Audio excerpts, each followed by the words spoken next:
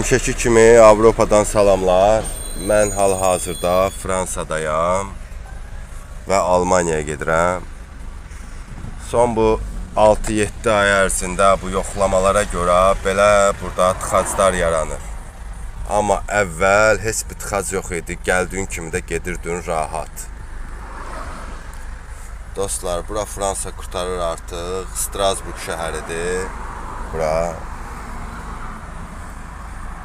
O biri tərəf isə Almaniyanın Kel şəhəridir. Strasburgla Keli, Almaniyanla Fransanı bir körpü ayırır.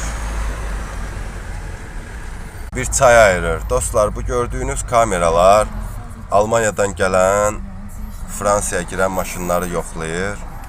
Yəni artıq burada axtarışda olan avtomobilləri, axtarışda olan insanları bu kameralar dərhal onların görüntülərin polis bölməsinə göndərir. Bunlara ağıllı kameralar deyirlər.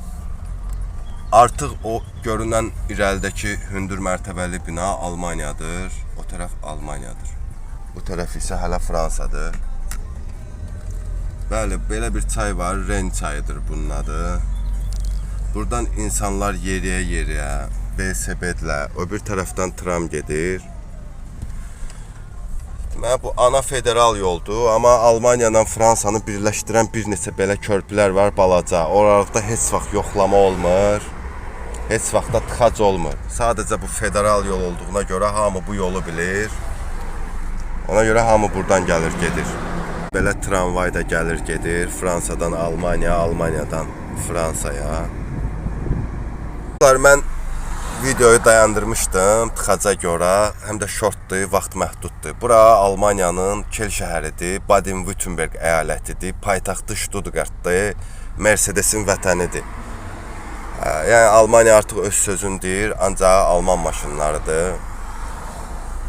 Dostlar, Almaniya yaşamalı ölkədir, Avropa ümumiyyətlə yaşamalı yerdir, amma bura Almaniyaya illa qaçqın kimi gəlməyin. Artıq bu olmur. Sizi geri qaytaracaqlar. Bura gömrüydü. İndi yoxlama var reydlərlə əlaqədar. Əvvəllər burada yoxlama yox idi. Alman maşınları hamısı Mercedes və bunlarla bərabər fransızın Peugeot'sudur orada. Fransızlar da durur.